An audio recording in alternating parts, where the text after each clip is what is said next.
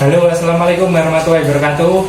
Balik lagi di channelnya RS31 Sobos. Kali ini kita spesial kedatangan tamu yang biasanya memakai ukuran super big size.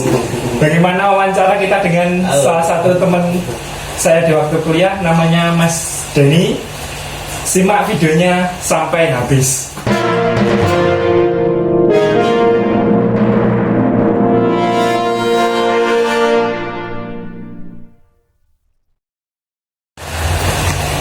Oke, jadi perkenalan dengan Mas Denny ini biasanya kalau orang Malang panggilnya Sam Denny ya, Sam Menel. Pasti tahu ketika aja Sam Menel. Sam Menel ini merupakan Sam Denny atau Sam Menel ini merupakan teman waktu kuliah dulu. Kita lama nggak ketemu. Nah kebetulan Mas Denny ini merupakan dia kayaknya sih sekarang lebih seneng bergerak di food and beverage. Cuma saya mau menggali dia sebenarnya kegiatannya, kesibukannya seperti apa. Karena kita juga lama sekali nggak ketemu, kurang lebih lulus kuliah ya 5-6 tahun yang lalu, kurang lebihnya di 5-6 tahun yang lalu. Mas ini manggil Mas apa manggil Sam apa manggil Om? Panggil kayak biasa aja. Manggil Den. Oke, Den. Oke, Cuk. Gimana, Cuk? Kesibukanmu apa ini, Den, sekarang, Den? Aku hari ini sibuk saat ini ngurus apa? Ngurus istri yang pertama. Ngurus istri, oke. Ngurus istri yang pertama. Terus. Hobinya sih sambil main-main kopi lah. Oh, main kopi. Kopi aja. Kopi dimainin seperti apa, Den? Mainan? Enggak, kayak mainan aja tuh. Karena ya nyangrai kopi, ya nyeduh kopi, itulah. Kalau kegiatan sehari-hari ya itulah, di outlet, di ruang produksi, nyangrai kopi sama nyeduh kopi. Gitu. Berarti fokusnya sekarang ke kopi aja ya? Fokus di kopi aja, yang lainnya udah. Kayaknya dulu zaman kuliah bikin kedai atau bikin minuman apa gitu, lupa dulu zaman kuliah. Tapi sekarang Mas Denny, Sam Denny fokusnya di kopi. Dulu juga Rombong juga ada kaitannya kopi ya, Den? Ya awal-awal dulu bareng sama anak-anak kontrakan lah tuh ya. Masih ingat ya, masih sama Edi sama Wiyah. Sama teman-teman ya. Ya namanya darah muda lah. Kita juga melangkah dalam proses belajar aja sih. Kita coba wirausaha dengan spirit yang semangat 45 gitu. Ya coba buka, kita mulai awali dengan modal seadanya. Kita buka di kaki lima, coba kopi, coba bikin jualan tempat nongkrong lah gitu. Kopi-kopi single origin itu masih baru banget, masih tahun 2013 kalau nggak salah. Itu waktu di tengah-tengah semester berapa ya? Kayaknya semester hampir setengah semester lah ya, semester 8-an kok. Mau lulus ya, mau lulus, udah skripsi ya? Udah beberapa ya, udah nyusun skripsi. Ya biasalah, mahasiswa yang udah mendekati masa akhir. Itu waktu masih di Rombong. Terus saya kegiatanmu apa? Kegiatanku ya cuma mainan kopi, Cuk. Kopi sama kopi. Terus enggak jualan? Ya jualan itu. Jualan ya, itu pastilah. Pasti. Dan itu tadi kan cerita masa lalumu ya, bikin kopi. Sekarang kan kamu sudah serius terjun, kayaknya sudah benar-benar fokus banget di kopi, wes sudah nggak tergoyahkan. Iya. Sekarang ceritanya itu piye? Ceritanya itu gimana? Kok kamu bisa masuk ke kopi? Padahal dulu juga paling ya main-main, wisata, main ini nggak ada kaitannya sama kopi. Terus sekarang kok bener-bener ininya fokusnya di kopi. Bahkan orang tuanya Denny ini petani buah naga ya, Den? Iya. Petani buah naga. Malah anaknya terjunnya di kopi. Ceritanya gimana ceritanya? Awalnya sih 2009 ya kita kan masuk ke kampus 2009. 2009 itu aku kan hampir satu semester kan jarang masuk kuliah kan di awal-awal, karena aku juga kerja di salah satu perusahaan perusahaan kontraktor untuk menara BTS itu. Di situ aku kerja freelance di situ sambil ya, karena ya orang tua juga kuliah sih pengennya biaya sendiri, pengen biaya sendiri aja. Ya orang tua sih support, cuma uang jajan sih pengen cari uang untuk hidup di Malang sih. Ternyata beda ekspektasi dari orang tua itu. Hidup dari Banyuwangi ya? Iya kan beda ya prinsipnya. Dari rumah, orang yang kita hidupnya di wilayah desa, di situ kita hidup di kota. Orang tua saya mikirnya ya Malang itu seperti Malang yang dulu dia ada di sini. Ketika zamannya? Iya, ketika zamannya. Istilahnya ya cukup aja sih, masih mulus-mulus aja. Ternyata di 2009 udah beda. Udah beda banget kan. Di situ akhirnya kos mahal, kontrak mahal ini dan sebagainya, mulai di situ kuliah. Ternyata yang dikatakan dulu pemikiran orang kuliah kayak anak sekolah. Gitu. Ya maklum lah, karena orang tua saya juga gak kuliah gitu. Tapi dia pemikirannya ya kayak anak SMA gitu. Yang kuliah nggak ada praktikum lah, nggak ada ini, nggak ada tambahan biaya. Iya. Ternyata biayanya membengkak luar biasa. Iya. Habis itu kan juga 2009 itu kita kan ada sistem baru, sistem pembayarannya. SPP di kampus, dan itu yang membuat salah satunya saya harus mandiri lah. Dimana uang kiriman pas-pasan, juga hidup harus terus, lanjut harus kuliah terus gitu. Ya kita kerja sih, kita sambil freelance dari kerja itu. Nggak jadi hacker kan? Enggak lah, jangan lah itu, jangan. Enggak, cuma dikit. Bisa dikit aja. Saya sebenarnya kuliah sama kamu kan nggak tahu ya, kalau kamu salah jurusan enggak, salah jurusan. Salah jurusan. Jadi Denny ini pintar banget di IT. Utak-utak software, utak-utak yang lainnya hardware dan lainnya pintar banget. Dulu pokok kalau ada laptop rusak, ada sesuatu mau oprek-oprek laptop nih, pakarnya Mas Denny. Ya dulu kan kita sering bobolin situs. Jadi beda banget sih 2009 di situ. Akhirnya kerja, mulai kenal kerja, mulai relasi mulai ada dari kerja. Beda banget sama memang sih waktu kumpul sama teman-teman agak kurang sih. Mungkin sama kamu juga dikonversi ya, yang dirugikan. Iya pasti rugi lah, jarang kumpul sama teman-teman. Jadi ini memang harus terus untuk profesional kita ya. Kita udah ambil resiko, oke lah, kuliah kerja sampai di kontrak itu sampai tahun 2011 kalau nggak salah ya, awal 2011 awal 2011 di situ nggak ada perpanjangan kontrak lagi. Nggak ada perpanjangan kontrak lagi, ya tinggal tabungan aja. Uang tabungan ya, sisa itu mulailah dari situ, balik lagi ke kampus. Tapi sambil jaga lilin nggak deh? Nggak sampai lah, nggak sampai ke Gunung Kawi. Jangan sampai lah ya. Iya, nggak. Dari situ mulai merasakan kerja, pegang uang, terus mulai hidup juga ya, mulai gaya hidup juga mulai ke bawah pastilah. Kita di dunia kontraktor, kumpul sama orang-orang pastilah.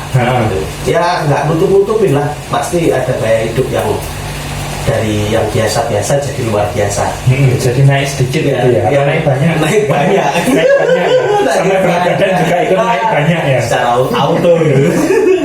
auto. Dari situ baru kerasa nggak kerja, mulai ini ada tabungan, ngobrol sama temen. Masih ingat Basor? Nah itu Gus Bas. Gus Bas, sama Gus Bas, sering ngopi sama Gus Bas. Jadi karena nggak kuliah, praktikum ya gitu-gitu aja. Habis pulang dari kampus kan ngopi Mas. Ngopi aku tuh mulai diracun untuk mulai apa ya, berwirausaha. Itu sama si Gus Bas ini. Sama Gus Bas. Si Gus Bas ngajakin pertama iseng-iseng berhadiah aja. Ternak burung. Gitu. Burung puyuh? Burung bukan, burung kenari. Kenari. Burung kicauan. Dia memang gila-gila ya burung. Saya nggak tahu sekali sama sekali tentang burung. Akhirnya ya saya punya burung cuma satu Mas gitu. Saya nggak punya burung yang lain gitu. Gimana Gus? Ya udah cari aja, mumpung ini momennya bagus sih. Kalau dikatakan bagus enggak, kalau di pasarnya ya 2012 itu masih aku ingat harga kenari itu jatuh di Malang. Harga kenari jatuh, di situ Gus Bas udah ambil aja semua burung-burung itu. Taruhlah, beli semua, harganya jatuh. Nah, saat jatuh itu kita ikut ngambil. Maksudnya banyak peternak yang lempar barang kan akhirnya dijual lebih murah daripada yang seperti biasanya. Hukum pasar seperti itu kan. Habis itu ditaruh di kontrakan tuh. Kontrakan masih enggak? Penuh sekali burung-burung. Enggak, aku pasti waktu datang ke kontrakan tuh banyak burung-burung. Dari situ mulai kewalahan. Nah, di sini mulai kuliah, mulai berantakan. Tapi sebenarnya saya nggak nyalahkan yang ngajak saya ya. Tapi ya itu kembali ke saya sendiri. Karena saya nggak bisa manage waktu saat itu.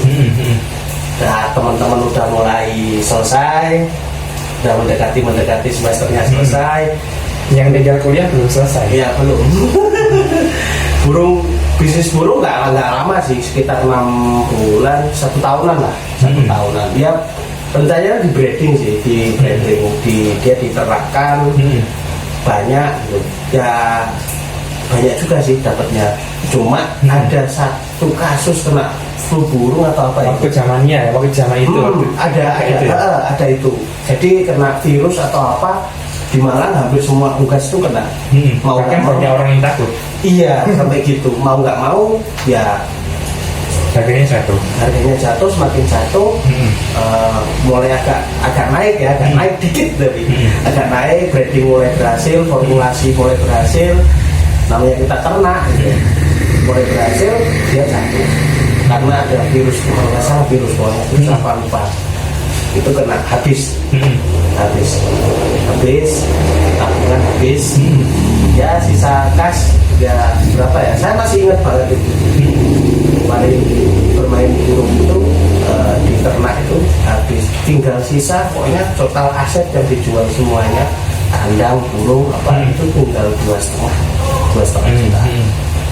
2,5 juta udah aku sama Gus Bas bilang udah ya kok kalau ini diamalkan aja sekalian biar sekalian ruginya gitu.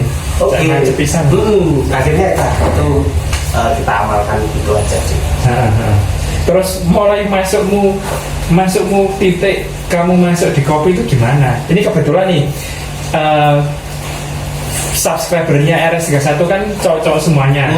Ini juga barangkali ada yang sedikit tertarik mengenai kopi. Dan ini mungkin bisa cerita sedikit ya, karena lumayan pintar dan expert banget di bidang kopi. Yang saya penasaran sebenarnya titikmu kok bisa terus menggeluti kopi itu awalnya dari langkah yang seperti apa, dari gimana, dari mana gitu loh ceritanya. Iya, setelah ngomong burung bangkrut ya, bangkrut.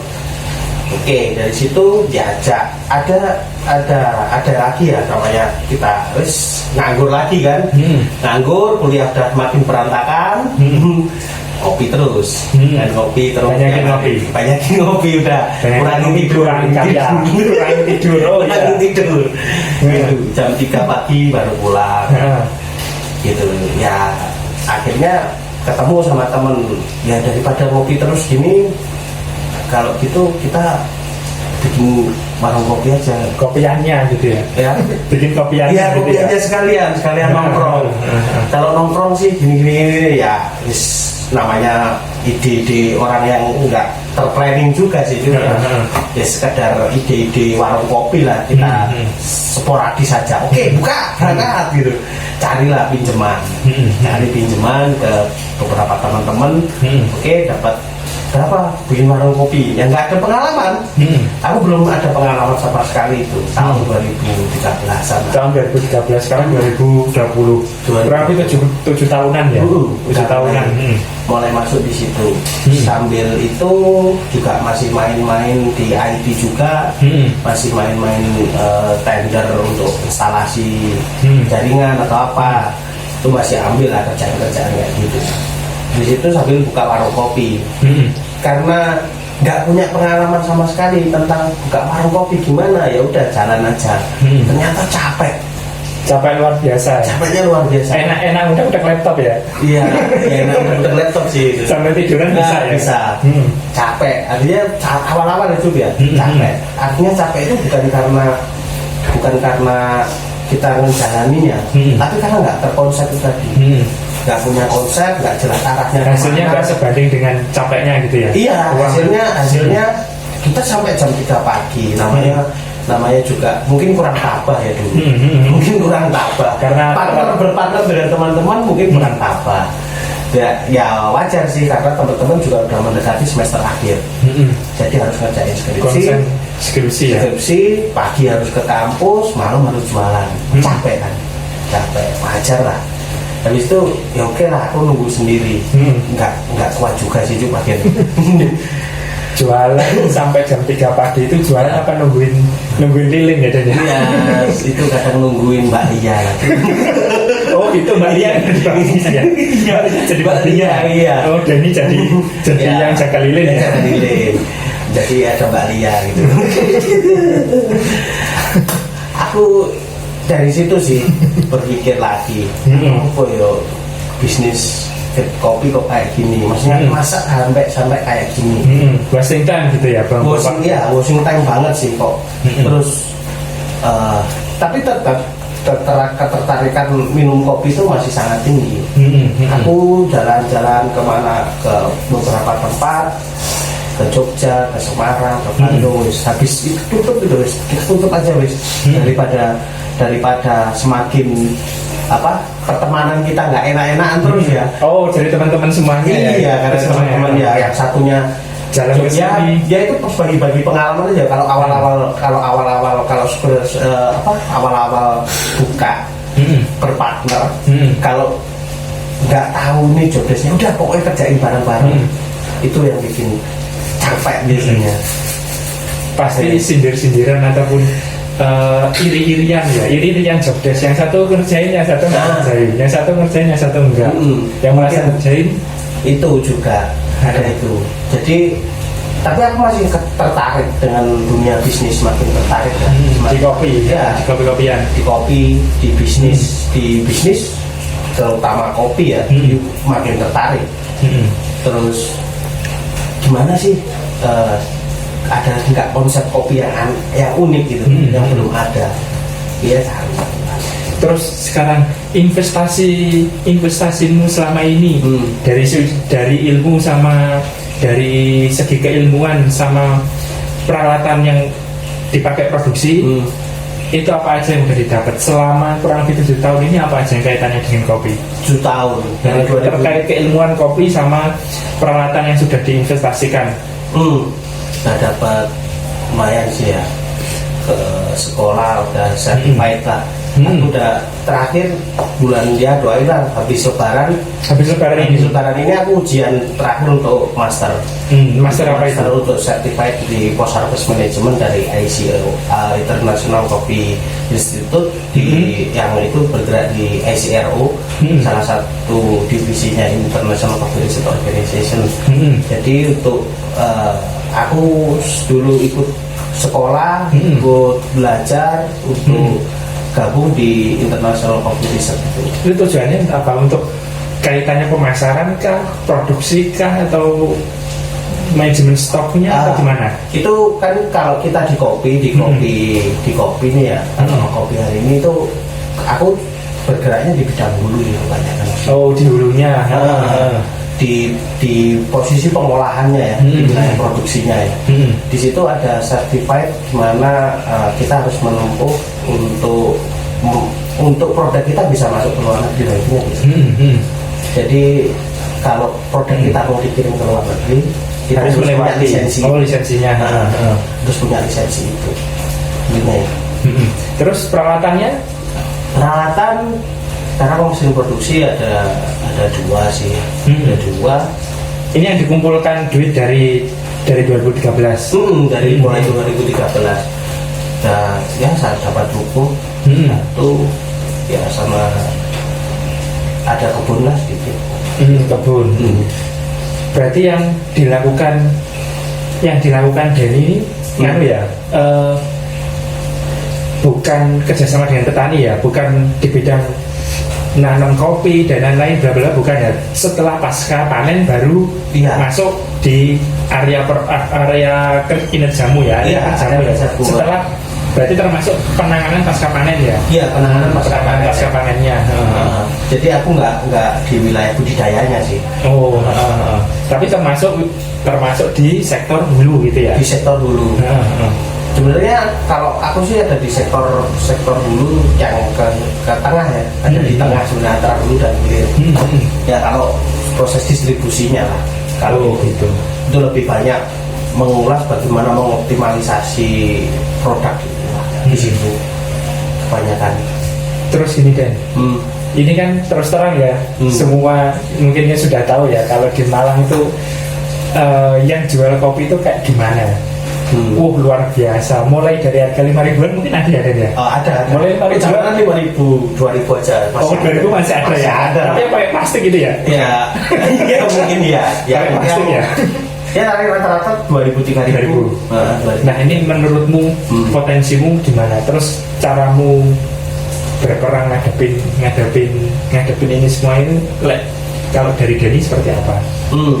Mungkin juga bisa jadi inspirasi, mungkin jadi insight juga teman-teman yang lainnya yang pengen mau buka kopi atau pengen belajar tentang kopi juga bisa dapat insight atau wawasan dari Sam Denny.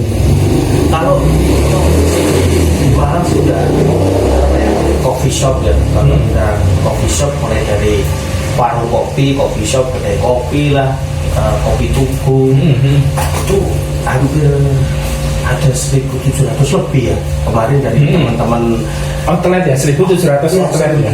Sudah dilakukan survei ya? Iya, ada survei dari salah satu ada di media yang bergerak di bidang itu ya, di salah satu media di Malang itu dia merilis bahwa ada 1.700 sekian kedai dari hasil survei mereka.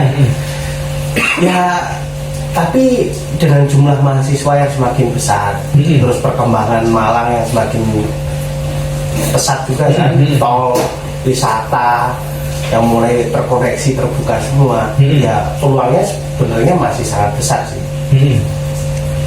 Terkait persaingannya gimana kalau Denny ini kan mungkin juga teman-teman yang baru mau membuka gimana kalau menurut Denny? Kalau intinya kalau persaingan ya wajar sih ya kalau dalam sebuah bisnis yang sudah notabene udah nggak karu-karuan besar banyaknya ya. Kalau di area aku sih masih sedikit karena aku kan ada di wilayah timur Malang kan. Wilayah timur Malang. Kalau yang ada di sebelah baratnya Malang itu yang ya sudah di jalur Gaza lah. Oh gitu ya, jalur Gaza. Las Vegas. Ya jalur Gaza lah, perang harga, mulai perang harga lah, mulai upgrade fasilitas. Kadang yang nggak rasional, nilai investasinya seberapa miliar, jualannya 10.000. Nggak sebanding lah ya. Iya, aku berkorelasi. Nggak habis pikir sih. Kok bisa? Kalau aku sih untuk berkompetisi dengan mereka, aku tidak menganggap mereka sebagai kompetitorku sih. Karena kalau dianggap sebagai kompetitor juga mereka jauh gitu dari tempatku. Atau juga kapasitas tempatku juga terbatas juga kalau untuk gerainya. Tapi yang paling banyak kan aku main di produksinya.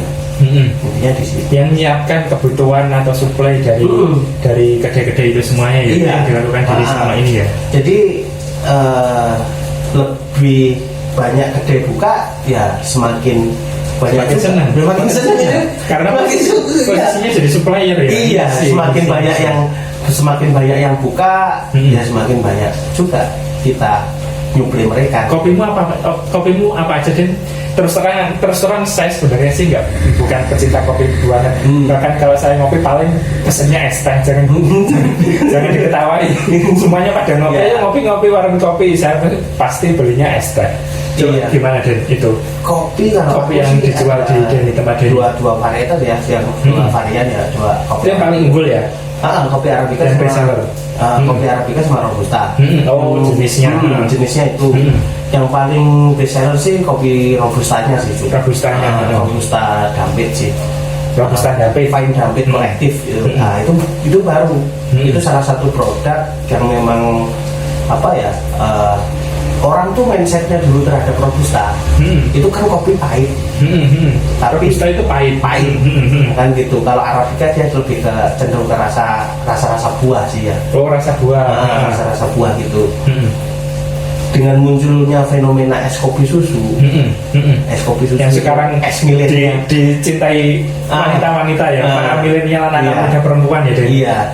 Jadi kopi kan ya itu menurutku sih akhirnya kopi Robusta ini bisa masuk diterima sama orang-orang dengan dicampur susu, dicampur dengan sirup yang lainnya. Daripada sebelumnya ya, mungkin sebelumnya lebih banyak kopi yang pahit gitu ya Dan ya. Iya, kebanyakan ya kalau kita dulu era zaman Paula kalau istilahnya ya kita minumnya ya kopi tubruk. Betul. Biasanya habis kopi udah nggak bisa tubruk sembarang kali.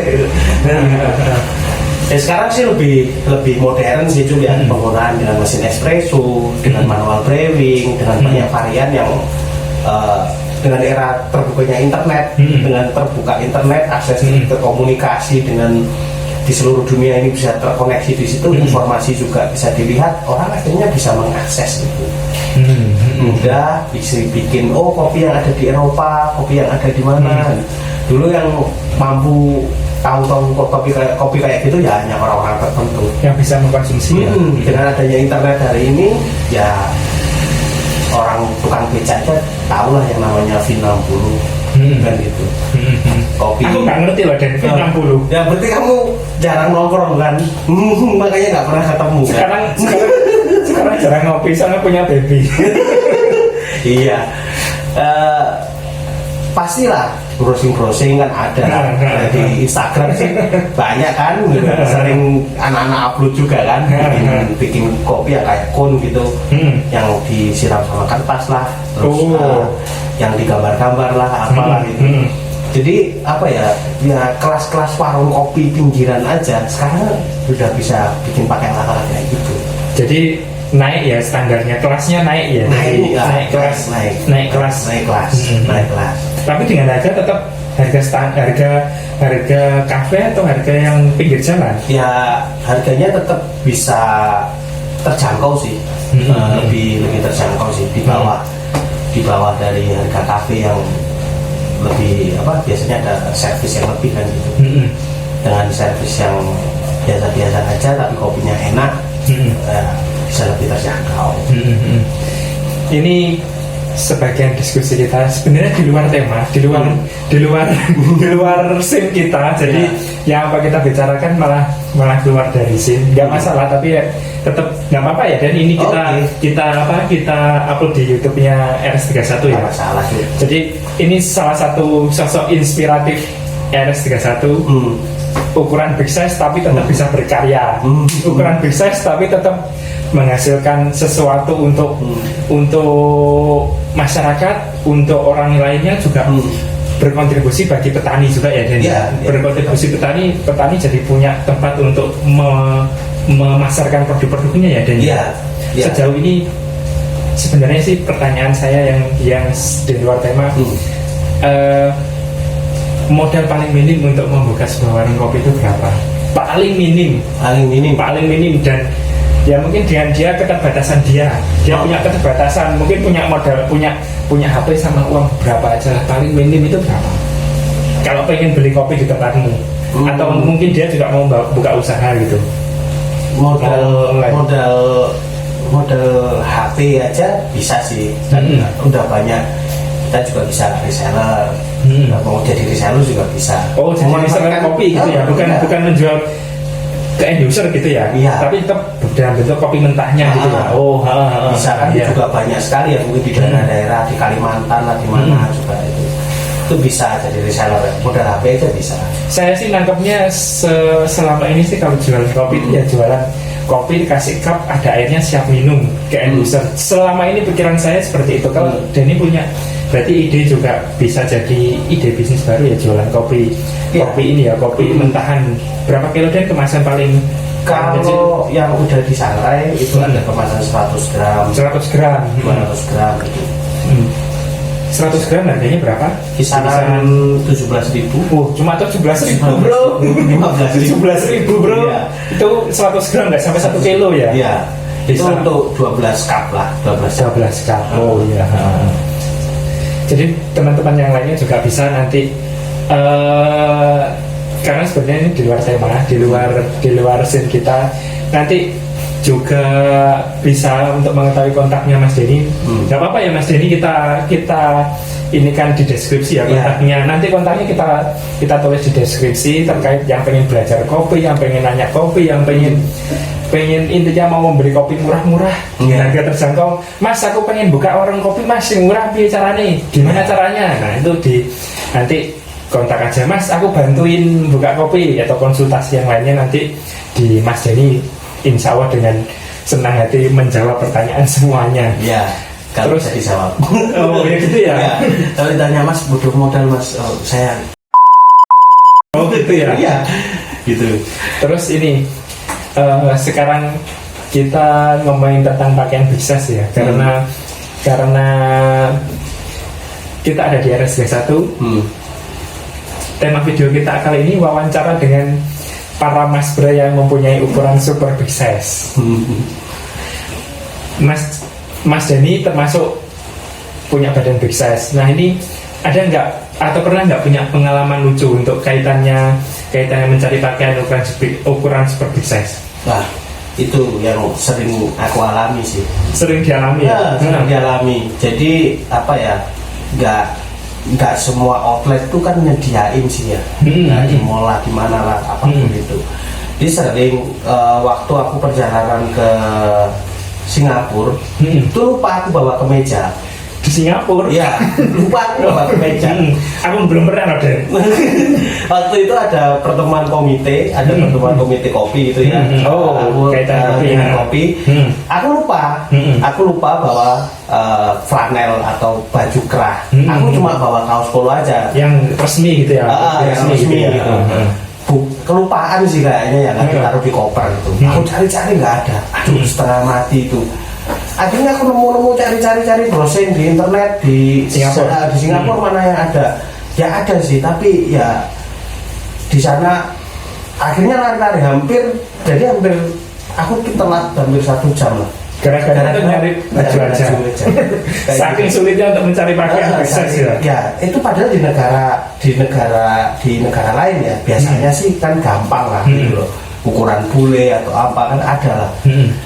Terus harganya berapa ya? Akhirnya ketemu flanel atau apa ya, itu harganya sekitar, ya namanya juga ngebut aja ya. Itu yang pertama waktu di luar negeri. Kalau di luar negeri ya bisa nambah sekitar 800 atau 900 kalau dikursan rupiahnya. Itu sering banget acara-acara sering gitu. Biasanya aku datang gitu ya, touring gitu. Aku suka touring motor kan. Touring, tiba-tiba ada telepon, meeting mendadak di Jakarta, apa namanya kita orang touring ya, bawanya pakaian ya apa adanya gitu. Mungkin di price untuk 2 hari gitu ya, 2 hari lah. Mungkin kita kan namanya juga liburan lah, cuma bawa kaos, bawa celana pendek kayak gini, mungkin pakai game kayak gini aja. Itu harus cari baju resmi. Aku setengah mati udah. Akhirnya mikir, akhirnya aku pakai baju klub itu. Baju klub. Iya, baju gitu. ya, hem klubku itu. Dipakai. Iya, rapat di salah satu BUMN itu. Ada kerjasama perusahaanku dengan BUMN itu. Ya akhirnya pakai gitu. Aku cari celana yang susah sih. Gitu ya. Celanaku itu ukurannya minim 43. Kemarin ya. Sekarang sih bisa 42 sih bisa. 43, 44. Antara 43, 44. Itu nggak ada smart, jarang banget, sulit. Jadi sering kali aku kalau ada acara rapat-rapat formal atau apa itu ya udahlah biar anak-anak yang berangkat. Oh gitu ya. Iya. Gitu akhirnya sampai sekarang ya udahlah kamu yang berangkat. Tapi ini Dan, sebenarnya kamu sudah pernah usaha belum? Usaha untuk menurunkan berat badan? Sebenarnya kalau itu ya sudah. Apa aja usahanya? Usahanya sih ya mulai dari diet yang OCD lah, keto lah, apalah itulah. Sampai terakhir itu ya nggak ada efeknya sih. Tapi nggak sampai dietnya makan mie aja nggak pernah ya? Apa? Makan mie? Diet makan enggak lah cuma makan yang penting nggak makan hati lah. Oh iya betul sekali. Itu karena hati di sini jadi bakso ya. Iya, bakso dari hati. Iya itu bahaya itu. Aku pernah sih usahanya, ya ikut beberapa diet lah inilah. Cuma ya terakhir sih ternyata aku pas kebetulan sakit. Aku sakit infeksi pencernaan. Aku ngelab di laboratorium ini ternyata ya memang metabolismenya ada ada sesuatu karena pola hidup masalahnya itu. Dan sekarang aku ganti pola hidupku, dulu jadi kelelawar, sekarang enggak lah, enggak jadi kelelawar gitu loh. Iya, jangan di kopi-kopian dulu ya. Iya, dulu awal-awal masih buka usaha mulai tahun 2013, 14, mau tahun 2015 diriin bisnis, mulai jalanin bisnisnya. Itu kan harus tidurnya malam. Tidurnya malam, pagi tidurnya pagi. Ditelepon anak-anak aja jam 5 sore aja, jam 6 pagi aja aku baru berangkat tidur kan. Wow, luar biasa. Iya. Jadi kembalilah pokoknya metabolisme hidup ini kembali semua. Ternyata ya dari situ mulai aku mengganti pola hidup aja sih. Makan, terus kurangin rokok juga, karena nggak boleh ternyata sama dokter itu langsung suruh cutting itu nggak boleh. Berproses lah ya. Iya, pelan dari dulu aku 3-4 sehari, itu 3-4 sehari Sampurnamil gitu ya, atau rokok yang 16 pak gitu ya. Itu sekarang udah 6 batang lah sehari. Oh, sudah menyusut banyak sekali ya. Dari situ ternyata ngepeknya jauh ke berat. Oh gitu. Jadi sebenarnya di wawancara ini kita mau ngomong itu pengen berusaha untuk merasakan apa yang kesulitan para mas bre semua yang punya ukuran super bisnis. Kita berusaha untuk sebagai salah satu brand lokal yang benar-benar peduli dengan para mas bre yang mempunyai badan spesial. Kita tuh pengen berusaha merasakan gini ya kesulitannya untuk mencari produk ukuran super bisnis. Jadi kita semakin terpacu untuk membesarkan dan berinovasi lebih bagus lagi di produk-produk ukuran super big size. Terus kan dibandingkan 5 tahun yang lalu, nih berat badanmu sudah ada proses penurunan tetap atau tambah naik? Turunnya berapa kilo? Jangan bilang 1 on. Enggak. Turun sekitar 14 kilo lah 3 bulan ini. 14 kilo. Luar biasa. Ya, minimal dari XXXL jadi nanti tentukan jadi XXL ya. 5XL jadi 4XL gitu. Iya. Jadi 3XL lah tuh. Oh 3XL. Ya lumayan lah ya. Jadi kalau order ukurannya 5XL. Sekarang gitu 3XL. Sudah lumayan berkurang. Ya. Jadi buat mas bre yang lainnya juga harus juga punya keinginan ataupun semangat. Jangan kalah jangan sampai kalah seperti Mas Denny. Jadi Mas Denny juga punya semangat untuk menurunkan menurunkan berat badannya. Terakhir nih Den, makanan favoritmu apa? Makanan favoritmu apa aja? Makanan favorit. Dulu kalau kita hunting makanan itu pasti nggak mau ya makan di pinggir jalan atau makan makanan yang nggak prasmanan. Dulu harus mencari itu prasmanan ya. Soalnya bisa ambil nasi sampai muncul-muncul ya. Zaman dulu nggak pernah harus nyari warung yang atau tempat makan yang prasmanan. Kalau nggak prasmanan kita nggak mau ya. Ya, kalau aku sih suka sih apa ya, paling favorit sih ya sekarang sih sayur sih ya. Sayur kayak capcay ya. Capcay jadi makanan favorit sekarang. Karena banyak sayurnya kan. Banyak sayurnya. Maksudnya yang nggak ada jeroan ya. Tapi benar-benar menghindari banget jeroan. Walaupun sejak dulu aku nggak suka sih. Oh, nggak suka jeroan, jantung dan lain-lainnya gitu ya. Sama apa kedua? Kedua itu steak sih. Oh, steak ya. Steak banyak lah ya. Jangan sebut merek. Ya biar gitulah. Steak yang lain lah. Gitu. Kedua steak. Terus ketiga sih apa ya? Nasi pecel mungkin? Ya itu. Nasi pecel hampir semuanya suka. Nasi pecel, bakwan sama tempe. Ada kayak itu nikmatnya luar biasa. Benar sekali. Itu sudah bagaikan surga. Pagi hari sebelum nyalain mesin sarapan itu sama ngopi gitu ya. Sama ngopi. Oh luar biasa. Seperti rasanya nggak punya beban.